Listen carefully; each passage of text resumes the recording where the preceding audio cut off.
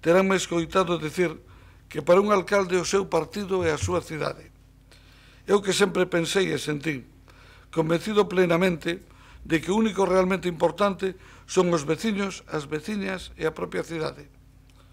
Tentei actuar de acordo con esta idea e nesta nova etapa que estou iniciando quero poñerme a disposición da cidadanía de Santiago e de toda a corporación municipal, comenzando polo señor alcalde. A él, a todo o goberno municipal e a toda a corporación deséxolles os millores acertos e éxitos no seu labor. Eu, Pepe Bugallo, estarei sempre a disposición de todas e cada un de vostedes para traballar por Compostela e por Galicia. Moitas gracias.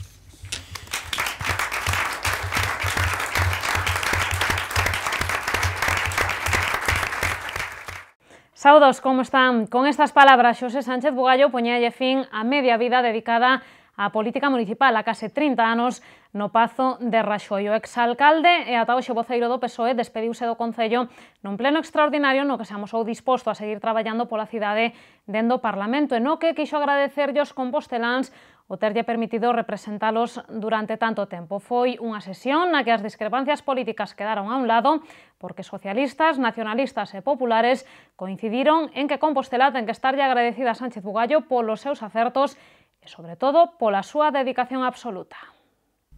As cámaras non lle quitaban ollo e Xosé Sánchez Bugallo apuraba os primeiros minutos dun madrugador pleno extraordinario para repasar o seu discurso. Había que ter coidado cos detalles porque ian ser as últimas palabras que pronunciara no Salón de Plenos despois de 30 anos no Pazo de Raxoi. O exalcalde de Santiago empezou a súa intervención cunha longa lista de agradecementos que empezou por Xerardo Estévez e rematou pola súa familia, en a que incluíu a todos os compañeiros da corporación e os traballadores do Concello. Pero, sobre todo, Xosé Sánchez Bugallo quixo amosarlle a súa gratitude aos composteláns por terlle permitido representalos durante tantos anos. Que é o mellor, desde o meu punto de vista, que para min é poder sair e pasear polas rúas de Compostela, disfrutando desta magnífica cidade, disfrutando do feito e meditando sobre o que queda por facer. E facelo recibindo o afecto e o reconocimento dos cidadáns de Compostela. Para min non hai, nin pode haber, nada mellor nin máis importante. E despois dos agradecementos viñan os desexos. Na súa marcha, Xosé Sánchez Bugallo quixo deixar unha pequena lista de cousas por facer. As primeiras, preservar a cidade histórica e manter o prestixio da Universidade de Santiago. E que Compostela preserve a súa cidade histórica e as políticas de rehabilitación que nos convertiron en referencia mundial. Que preserve o consorcio da cidade como instrumento fundamental para unar os esforzos das tres administracións central, autonómica e local. O segundo, que a nosa universidade preserve e aumente o prestixio do que goza. Que Santiago se consolide como centro de comunicacións de Galicia cunha estación do AVE que estea á súa altura e que se cree emprego son outros dos desexos de Sánchez Bugallo na súa despedida do Concello. Unha despedida a medias, porque o ata hoxe voceiro do PSOE tamén deixou ben claro que terá a Compostela na mente nesta súa nova etapa no Parlamento. En esta nova etapa que estou iniciando, quero poñerme a disposición da cidadanía de Santiago e de toda a corporación municipal, comenzando polo señor alcalde. A él, a todo o goberno municipal e a toda a corporación deséxolles os millores acertos e éxitos no seu labor. Eu, Pepe Bugallo, estarei sempre a disposición de todas e cada un de vostedes para traballar por Compostela e por Galicia. E ninguén na corporación parecía dubidar de que Sánchez Bugallo seguirá traballando por Santiago, porque o exalcalde recibiu hoxe palabras de eloxio por parte dos representantes de todos os grupos políticos, incluído o PP. A súa voceira Paula Prado recoñeceu que se Manuel Fraga tiña o Estado na cabeza, Sánchez Bugallo ten a cidade. A súa dedicación a Compostela, dixo, é incuestionable. El reconocimiento de las horas de dedicación al entendimiento de la ciudad no se lo vamos a negar. Ahora, ya liberado de la condición de alcalde y de la condición de portavoz del Grupo Socialista, ya no le interpelaremos en los plenos pidiéndole explicaciones. ¿Acaso, si nos acepta, le invitaremos a un café e incluso le pediremos su opinión? Pues no negaremos que su opinión, finalmente acertada o no, es en principio una opinión a tener en cuenta. En nome do PSOE, Marta Álvarez Santullano agradeceu a amizade do xa exconcelleiro e repasou os moitos logros da súa traxectoria política.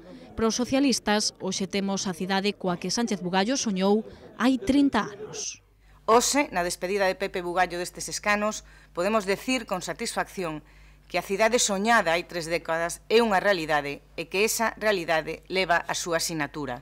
E, como soños desta índole nunca deben ter final, tamén temos a certeza de que Compostela seguirá contando co seu esforzo e talento na nova etapa política que emprende no Parlamento de Galicia. Especialmente emotiva foi a intervención da concelleira do BNG, Elvira Cienfuegos. A edil optou por deixar a política a un lado para despedirse dun compañeiro o que demostrou coñecer ben despois de tantos anos.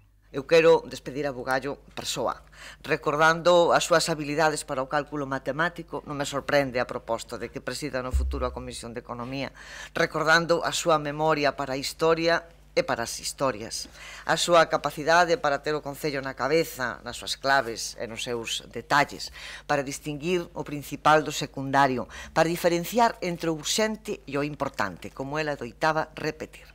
Eu agardo que leve todo iso ao Parlamento e tamén a súa afabilidade, a súa proximidade na comunicación, a súa capacidade de diálogo, que seguro que contribuirán tamén ao seu éxito na nova etapa. Palabras de agradecemento tamén por parte do alcalde de Santiago. Ángel Currás amosouse convencido de que o paso de Xosé Sánchez Bugallo polo Pazo de Raxoi deixa máis luces que sombras e expresou o seu desexo de que aconteza o mesmo coa súa etapa no Parlamento.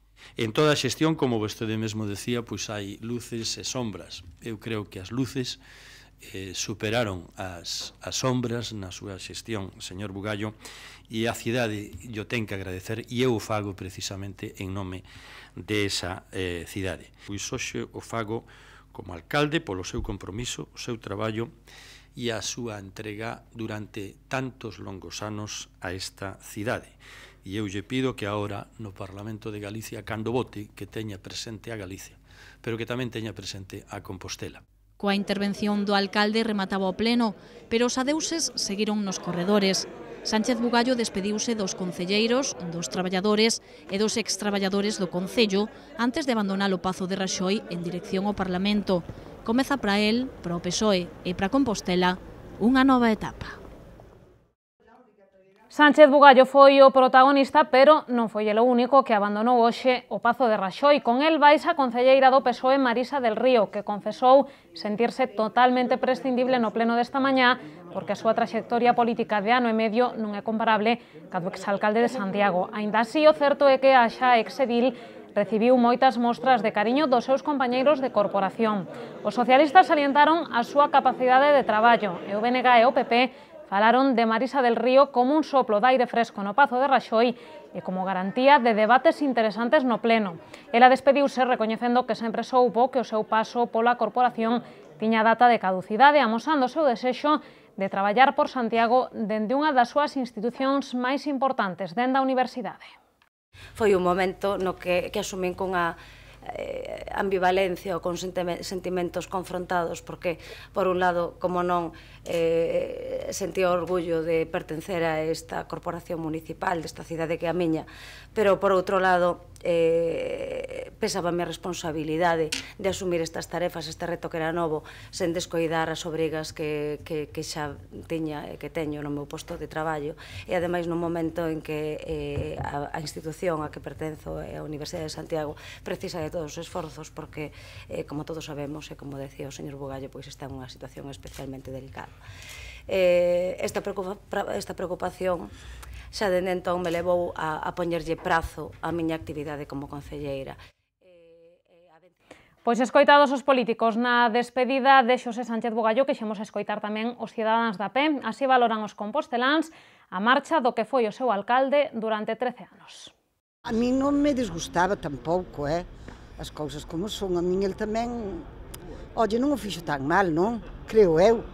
Polo menos se vesto, non todo o mundo pode falar mal, non? A cidade pois está bastante ben, o que non sei é se gastou por riba das nosas posibilidades, pero a cidade quedou bastante ben, aparentemente. Eu creo que dentro do político que foi, pois, parece ser que foi un político honrado, non? Pero, bueno, eu, xa digo, de política non entendo, así que non opino. Foi unha liña continua do antecesor del, pero penso que sí que o pudo facer ben, pero, o sea, eu sigo pagando impuestos. Supoño que foi bastante importante porque foron moitos anos e fixáronse moitas cousas durante o seu mandato. Creo que realmente sí foi un bastante bo alcalde. O sea, ya no digo que sea mala persona, que seguramente será buenísimo, ya ahí no entro ni salgo. Y que sea honrado, ¿no? Tampoco sé que hubiera robado, o sea que seguramente es honrado. A veces le falta categoría para ser alcalde de Santiago, es que se necesita otra cosa. A figura de Bugallo non cabe duda, vista desde fora, que foi unha peza fundamental na cidade de Santiago e fixe unha gran labor. Nós, desde Vigo, respetamos muchísimo a labor del. Eu parece-me que ainda non o fixe moi mal, vamos. Mire, para mí fue buena persona. Fue buena persona, hizo su trabajo lo mejor que pudo y eso es suficiente.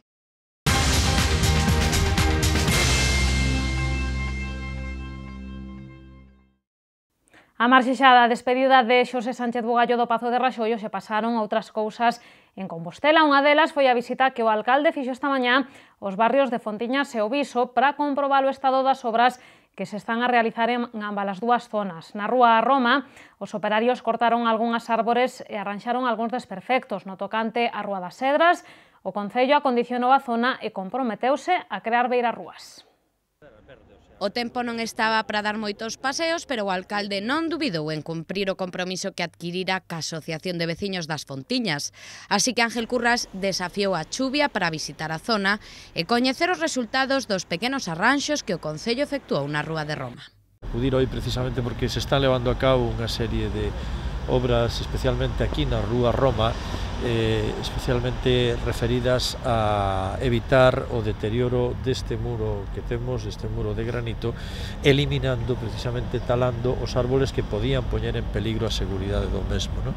Esta é unha actuación que se ven levando xa desde fai tempo. Segundo confirmou Ángel Currás, o Concello ten pendente a condicionar parte dos terreos que están ao carón do polígono 4 do barrio, onde xa está case rematada unha nova zona verde. Dende a Asociación de Veciños quixeron achegarlle ao alcalde outras peticións. A máis urxente, o arranxo da Rúa de Atenas, que está sen asfaltar.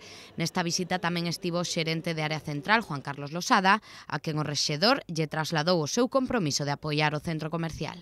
Expresarlle tamén o compromiso de colaboración e de estar ao pé deles no que poidamos colaborar desde o Concello de Santiago na recuperación dos espacios comerciais. Eu decía na inauguración de Cancelas que Santiago ten unha oferta comercial moi variada, interesante, non solamente nas grandes áreas, sino tamén no comercio tradicional, pero que o desexable é que todas esas miles de persoas que nos visitan os fines de semana que tamén coñezan as outras áreas comerciales da cidade.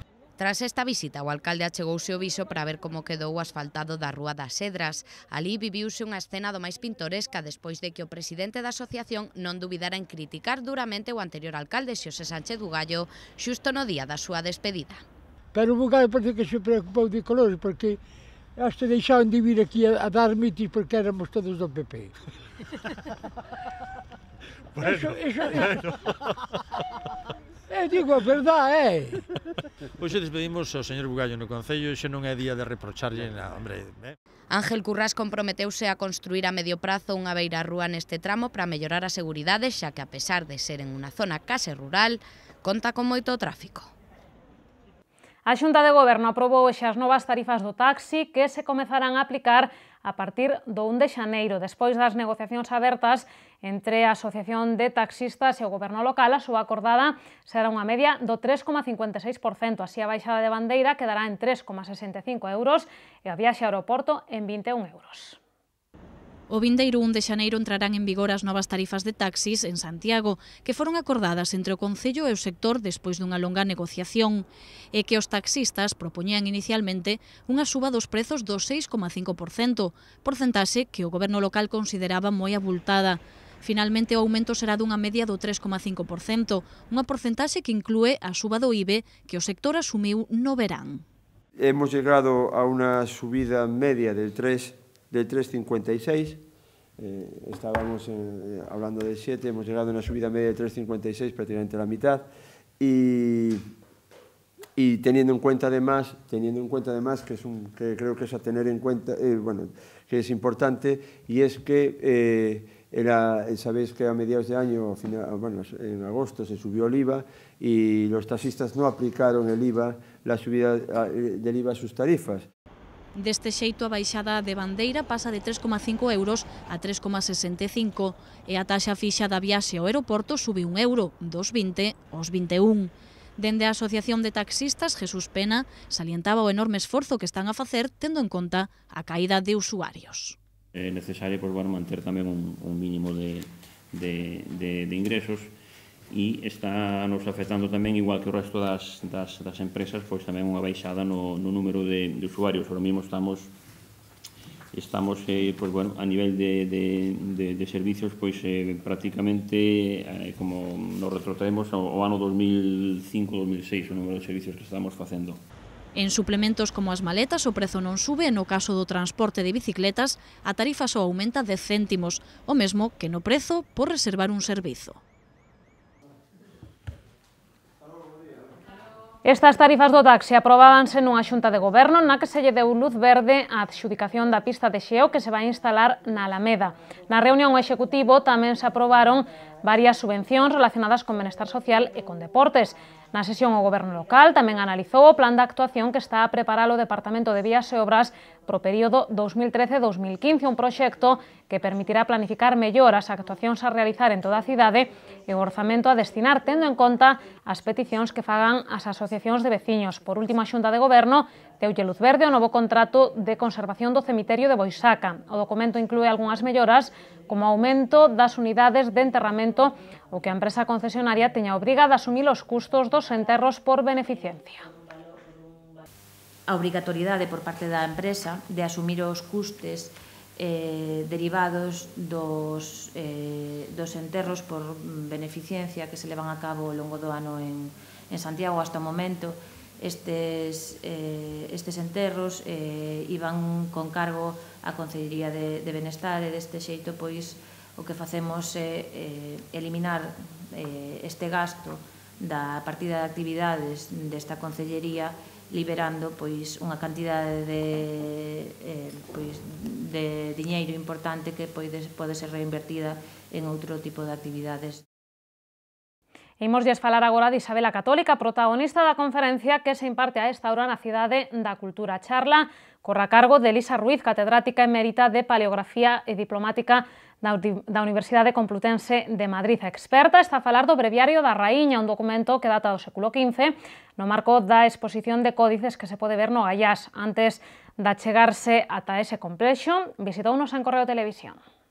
A catedrática de Paleografía da Complutense de Madrid, Elisa Ruiz, ofreceu hoxe na Cidade da Cultura unha conferencia sobre o Breviario de Isabel a Católica, un dos valiosos libros expostos no Museo de Galicia na mostra Códices. A obra, cuxo orixinal está en mans da British Library, foi editada por Manuel Moleiro. Os dous expertos visitaron hoxe mesmo Correo TV para falar deste manuscrito do século XV considerado un dos tesouros máis prezados do Reino Unido. A catedrática quixo salientar o excepcional da obra tanto no artístico como no histórico. Esta obra, para empezar, es un códice excepcional, por dos razones. Primero, por su calidad artística, que es insuperable, y en segundo lugar porque está enriquecido con una serie de elementos adicionales que sirven para situarlo en el tiempo, en el espacio, conocer quién fue el dedicatario de la obra, el que la encarga, y el destinatario, que fue Isabel I de Castilla. E que neste breviario dase conta do soño de Isabel a Católica por unha Europa unida que se plasmou ca dobre boda de dous dos seus fillos, cos fillos do emperador Maximiliano de Austria. En canto á parte artística, o encargado de clonar a obra resaltaba o valor das miniaturas. Las miniaturas en ese libro son completamente originales, no son copiadas de otro libro. Así como los libros de horas copian una vez y otra vez y otra vez, las miniaturas en ese libro son todas encaminadas a mantener un mensaje político, un mensaje que le convenía a Isabel en ese momento y también dentro de la estructura de lo que es un breviario o dominico. Hay muchas miniaturas relacionadas con la construcción y la destrucción de Jerusalén, hay muchas miniaturas relacionadas con el rey David. A copia realizada por Moleiro deste breviario atópase na Cidade da Cultura xunto cos códices que conforman a exposición que acolle ata o 6 de xaneiro o Museo de Galicia. A entrada é de balde. Repasamos xa outras citas de interese para o seu tempo libre, téñenas na nosa axenda cultural.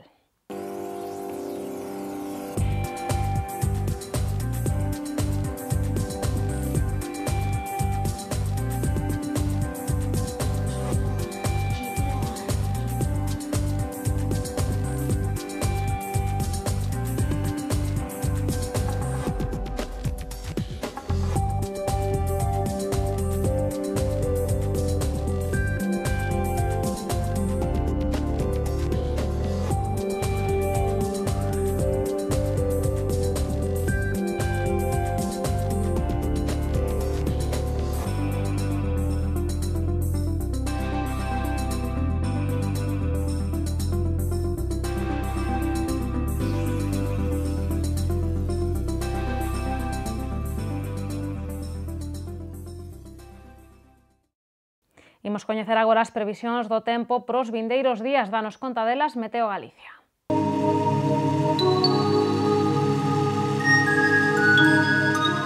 Pedras de Santiago ofrécelle a información do tempo.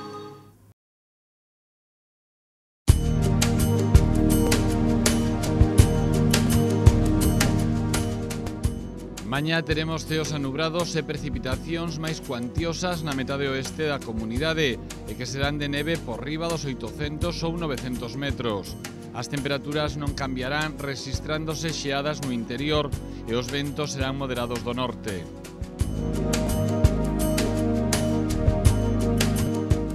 No sábado teremos intervalos anubrados con chubascos máis probables no terzo norte e que tenderán a remitir co avance do día. As temperaturas non cambiarán e os ventos serán do nordés, moderados no litoral e máis frouxos no interior. Os ceos presentarán intervalos anubrados no domingo con bancos de néboa matinais no interior. Os ventos soprarán frouxos do noroeste e as temperaturas non cambiarán.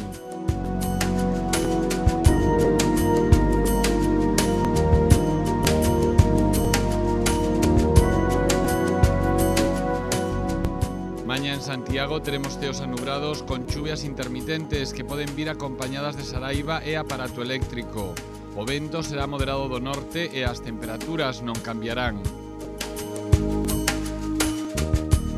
Para o sábado agárdanse ceos con intervalos anubrados e chubascos ocasionais máis probables pola mañá. As temperaturas non cambiarán e o vento soprará do nordés, moderado polo día e frouxo pola noite. No domingo teremos ceos con intervalos anubrados e temperaturas en cambios significativos.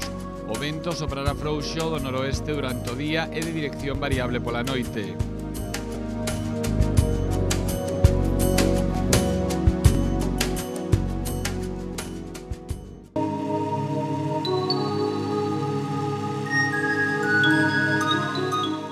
Pedras de Santiago ofreceulle a información do tempo. Pois ata aquí chegaron hoxe as novas unhas felicitacións de compranos e regresamos co preguntoiro. Hoxe conversamos co alcalde de Santiago, con Ángel Currás. Non se movan.